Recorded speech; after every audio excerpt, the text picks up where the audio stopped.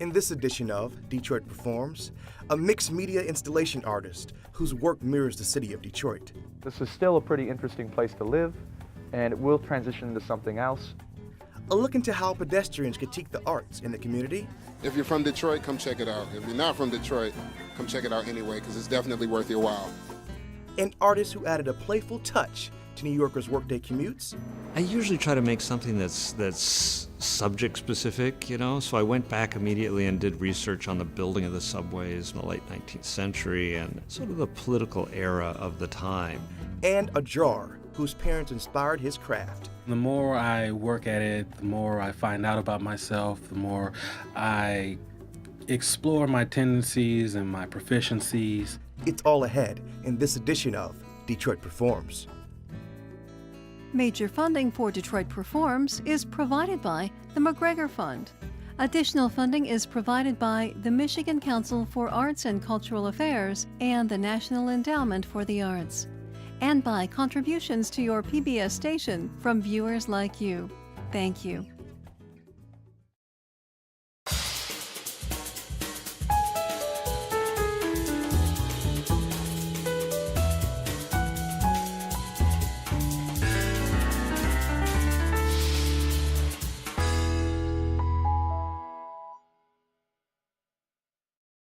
Welcome to Detroit Performs. I am DJ Oliver. Now, Detroit is a city bursting with creativity and ingenuity in its arts community. Scott Hocking is an artist who explores the city, now finding beauty in its decay and enhancing its surroundings by constructing impressive pieces for his fellow adventurers to discover.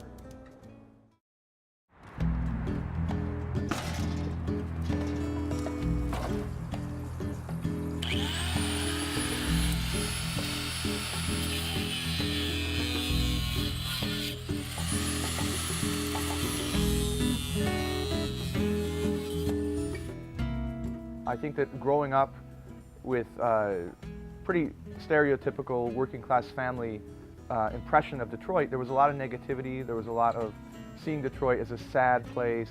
But I think as an artistic person, as a creative person, you can come through Detroit and you don't see the negative things, you see opportunity, you see potential, you see transition, you see a city in transition and maybe on a threshold of some new experience. So I think artistic people will find opportunity, they have creativity to make something out of nothing. I think that maybe the art process and just being an artist has a lot of qualities that I really like. Working on projects for me is very meditative. It's kind of my solace. It's my peaceful time is when I can work on site, whether it's in the studio or in a gallery or museum or even in an abandoned building. I've been exploring vacant and unused spaces for most of my life. Since I was a kid, I grew up by the railroad tracks and I would hike on the railroad tracks, and that would take me to kind of abandoned factories. And I just really started exploring all through my childhood into adulthood at these places. One of the reasons I'm attracted to being in Detroit is because nature has kind of started to reclaim territory here. I think there might be, I don't think it's just me, I think there might be a real longing for this kind of wilderness. There might even be a longing for the age of discovery, like a longing for a time when you could find places that hadn't been found yet. And we kind of know that that's all gone. So I think that there's a part of me that really wants to try and not only find that feeling again, but maybe create that feeling, so people can discover the pieces I'm working on.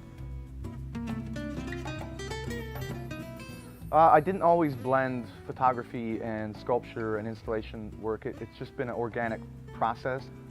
Building sculptures on site, that probably started about 10 years ago. And through the last 10 years, I've transitioned into not only building sculptures site specifically, but needing to document that whole process so that other people could see it. The thing that I really love about exhibiting artwork is that you can make connections with people. I love how everyone has a different perspective on things. Everyone comes from such a different place and sees things from a different angle. And I think maybe that might be getting to the crux of it, is that I love learning. I'm usually interested in making an art piece that speaks to a greater idea about this happening everywhere, about trash and humans abandoning things and humans wasting things, more than I am talking about just Detroit's version of that. A lot of the abandoned buildings I work in Detroit are abandoned and left that way because they're in places where people can kind of get away with it. They can just leave the building to go to waste. And so, yeah, there is a part of me that is interested in working in spaces that will draw attention to something which I feel like I might think needs to be changed. So I think there are ways where I've done work that is recycling wasted materials or using spaces that seem to be neglected or that people look at as negative. I decided I would use that material to make sculptures and, in essence, in some small way, be cleaning up the trash that was dumped in these areas. So, for instance, I made this pyramid out of tires, and that was all tires that I would find dumped throughout the city. The history of Detroit comes up a lot because I've grown up here, but one of the things I think I say pretty consistently is that people often talk about Detroit in the last 100 years. They see what happened at the birth of the automobile, and they see where we are now, and this is their microcosmic viewpoint of the history of Detroit, but it's so incomplete. When someone comes to a city like Detroit and sees decay and abandonment and things falling apart, nature reclaiming things, I think that people can see that as a failure. They can see that from a nostalgic viewpoint of what used to be versus what's now. But for me, I see it as a natural cycle. We are a part of that. Everything that we've made is a part of that. Everything that has ever existed is a part of that. We're always transitioning. We're always evolving. We're always dying. And I don't know if everyone likes to think of that. Sometimes we want to remove ourselves from that, like somehow we're not a part of that. But we are, and to me, there's something beautiful in that. And I think that it's almost an exercise for me to accept it by working with that all the time. I'm kind of becoming good with it too. Over the years, I find it really the most intriguing thing.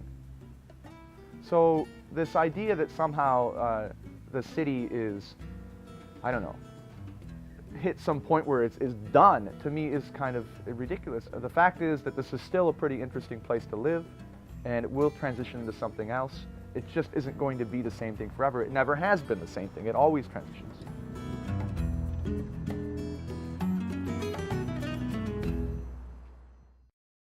For more information on Scott Hocking's works and exhibitions, visit scotthocking.com. You'll also find links to these stories and much more at detroitperforms.org.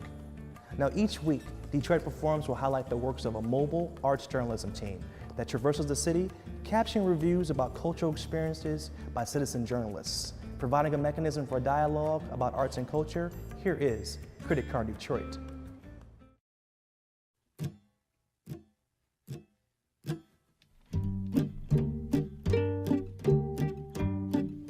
Okay, so I'm spending my day at the Detroit Institute of Art.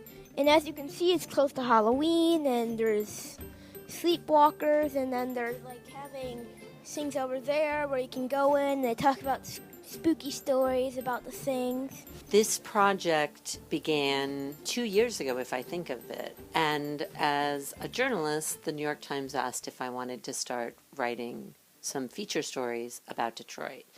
And the minute I came into the city, I started to see that this was one of the most fascinating stories I could ever have the privilege to cover.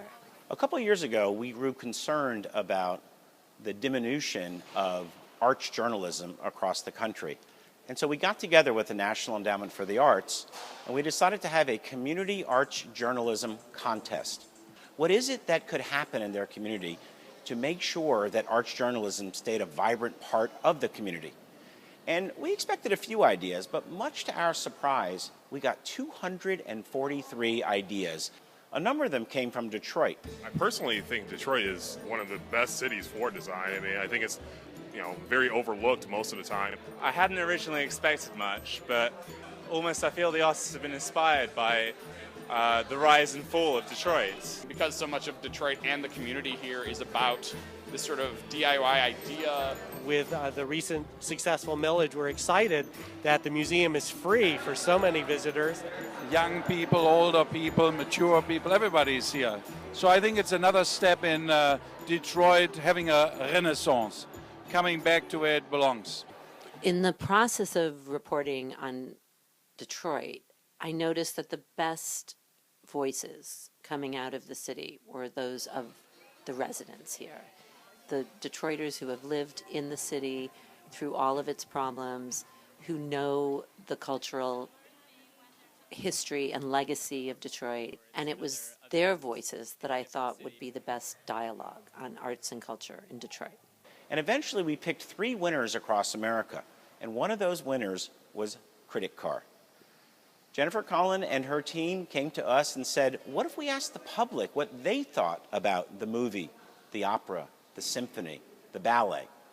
And we love that idea. We think that that kind of social interaction is what's going on in society anyway today. So we're very excited about CriticCar and what it's going to mean to arts criticism in Detroit and across the country. It's so easy to get to know about it once you like some things on Facebook, either the DIA, the Car Center, the Detroit Design Festival. Yeah, I'm just happy to be here. This is my first time coming out to Detroit Design Festival, and so far it's been really good. I also went to Eastern Market after dark, which was phenomenal. It felt like one of those moments where it was an idea that could have hatched a long time ago. Brought my family down for the weekend to visit and couldn't believe it that we stumbled into de-electricity. It's a nighttime exhibition of art and light, and we're really looking forward to having more outdoor public art events in the city in the coming weeks. I am a huge fan of Eastern Market generally, so I was really excited to get the invitation that there's going to be just a bunch of open doors. What I wanted to really do was capture that moment when people have come out of a performance or are in the midst of experiencing a cultural event, and that enthusiasm, that very forthright criticism that I like it, I don't like it, here's what I liked, here was my favorite part, that the excitement.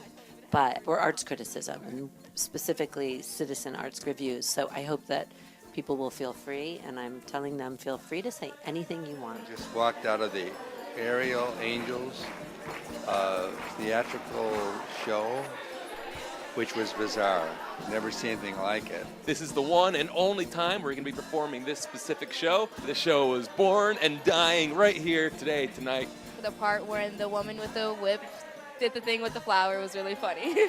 We're looking at a projection right now that's broadcast outside the DIA. The electricity is a fun festival, and because they have a cool robot. He was a snowman, and he could light up. He was very silly. A friend of mine got really upset, but I guess that's the point of art. It's supposed to like bring out, people's emotions and all of that. So it did its job, for better or worse. I looked at some of the galleries that I've been to in the past, like the Artifact Gallery over there and the Red Bull House of Art. It was a very traditional space being utilized in a very contemporary way and a very unexpected way. So we are on our way to making this happen, and very excited to see what comes out of these reviews. And of course, the biggest goal was that people would share these on Twitter, on Facebook, on YouTube. So really my goal with CriticCar Detroit is to spread the word about Detroit arts and culture, but also to make the community feel that they are a part of what is happening in their city. I love what's going on at MOCAD. I think their contribution to de-electricity is very current. 5-10 years ago, these types of events were so raw and so independent. But it's mind-boggling because it's so interactive right now. Detroit is alive and well these days. They put their minds together and everybody's creating something beautiful. So if you're from Detroit, come check it out. If you're not from Detroit, come check it out anyway, because it's definitely worth your while.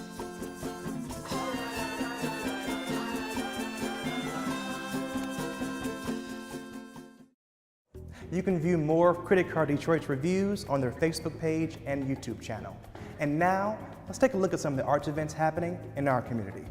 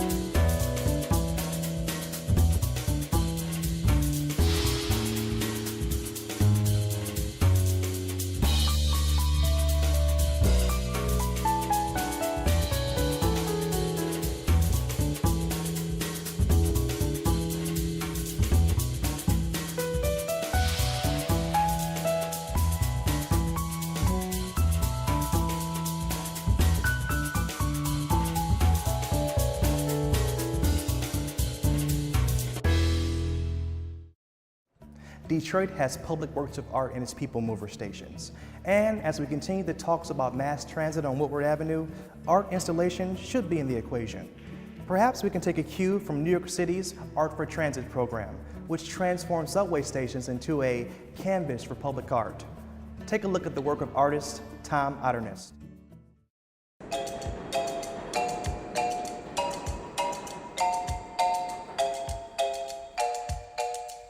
I loved to be able to pitch to such a hardcore New York audience down the subway.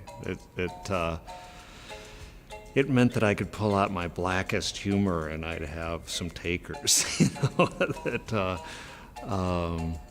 It is a hard audience to sell to, and people are on their way to work and, pretty focused. So to break through that's a challenge.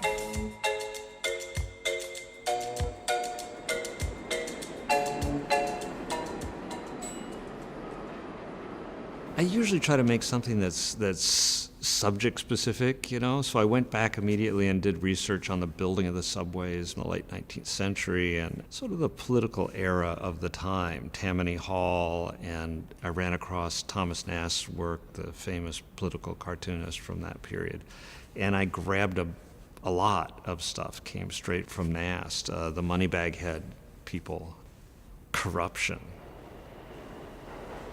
Almost all the projects start with drawing.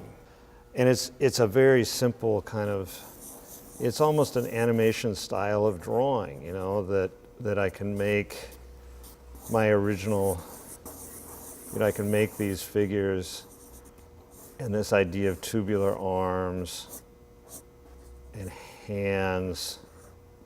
I have types for these guys, they're all in different social classes. This guy's like a white collar guy. Should he have pants? I guess.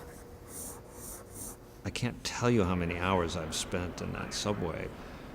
I spent time drawing the telephones that existed there, or the loudspeakers, or people and how they would sit and hang out in the subways.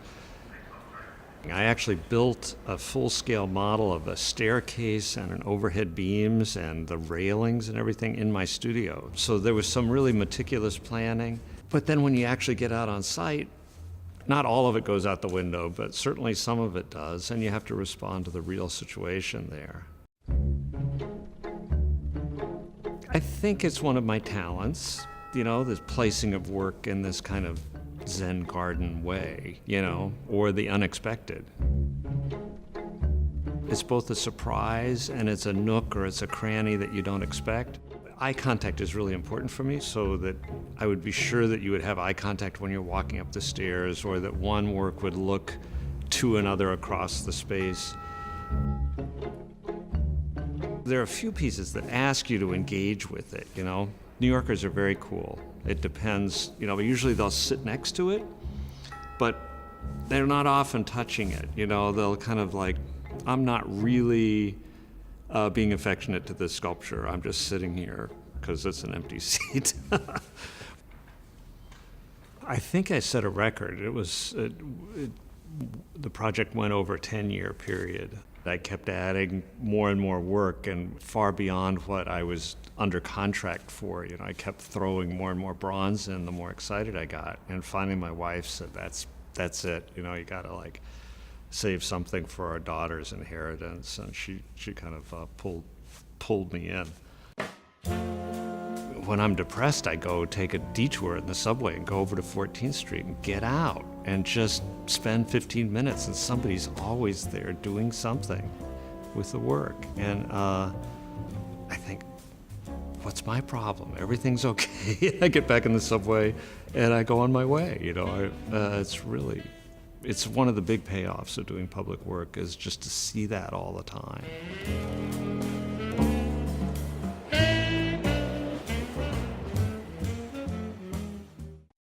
Tom Otterness has also built larger-than-life sculptures for playgrounds, as well as has work featured in galleries across the country. To see more of his work, visit tomostudio.com. Now, is creativity passed on from generation to generation? Emerging artist Asukile Saffell Gardner discovered this just might be the case. As the son of two of Detroit's most treasured cultural icons, there doesn't seem to be a lack of ingenuity in this family tree. Drawing is like working a puzzle and meditating and exercising and just so many things all in one. And at the end of it, you just feel kind of completed. And the more I work at it, the more I find out about myself, the more I explore my tendencies and my proficiencies, and the more I just kind of progress. And that self-progression, that self-analysis, that meditation inherent in drawing just pushes me to keep going in it. My mother is Marion Hayden, a veteran jazz player in the Detroit area. She's one of the founding members of the all-female group Straight Ahead, Grammy nominated. My father is Saffell Gardner, a Detroit-based abstract artist who's been painting far longer than I've been alive, some 30 years. Seeing his work really helped me to define my own working process. Seeing him in the studio every Saturday, just working for hours and hours and seeing how he handled things really kind of defined the way that I approach art as an artist, the process and the environment. So as different as we are, I'd say that a lot of what he did was passed on to me. From a very, very early age, I suppose I never really thought of it as drawing very much. The more I did it, the more I got used to it, the more I kind of improved, and the more I became aware of what I was doing, the more I became aware of it as drawing. Each piece serves as a kind of footnote as to where I was in my life at that time, to what I knew, what I understood. So I leave them as they are, and I just appreciate them for what they were at that time. Detroit is really, for me, a city of contrast. You see a lot of art, but you see a lot of violence, you see a lot of decay, but you see a lot of beauty. Between all the renovations and all the history, between all the wreckage and all the construction, there's just this dynamic to Detroit. It's just consistently changing, evolving, and growing. Just to witness that is a really engaging experience.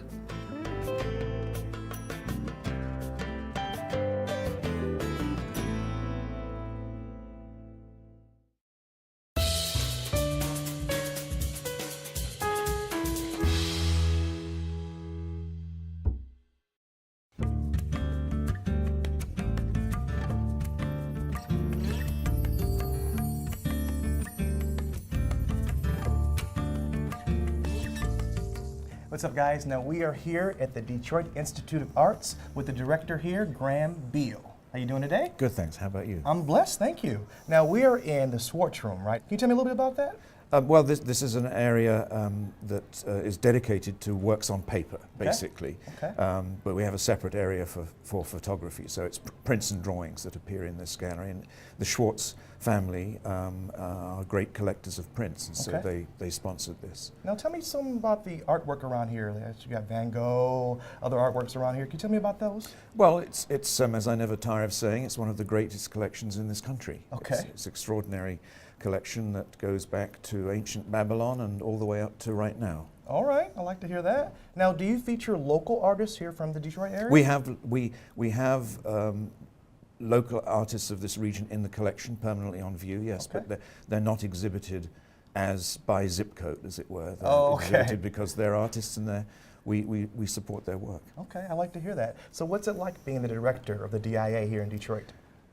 Well, I came here because 13 years ago because it's such a great collection, and we reinstalled the whole thing when we rebuilt it, and we achieved what we set out to do, which was to become, as Wall Street Journal said, America's most visitor-friendly art museum. I'd have to agree. I think you're right, man. So, Graham, what kind of events will draw people from the Detroit area here to the DIA? Well, we have changing special exhibitions, which is a part of our core activities. We have the big exhibitions in a large space, and then we have rotating smaller exhibitions. We have exhibitions in this space and in the photography gallery. Friday nights we're open till 10. We have music and events like that. We have the oldest film program of any U.S. museum that shows a mixture of sort of old favorites and brand new films from abroad that don't get shown anywhere else. I like to hear that. All right, thank you very much. My pleasure. Graham Beal from the DIA. All right, and that wraps it up for this edition of Detroit Performs. For more information on arts and culture, visit DetroitPerforms.org, where you'll find featured videos, blogs, and upcoming information on arts events. Until next Tuesday, I'm DJ Oliver. Thanks for watching, guys. Major funding for Detroit Performs is provided by the McGregor Fund. Additional funding is provided by the Michigan Council for Arts and Cultural Affairs and the National Endowment for the Arts, and by contributions to your PBS station from viewers like you. Thank you.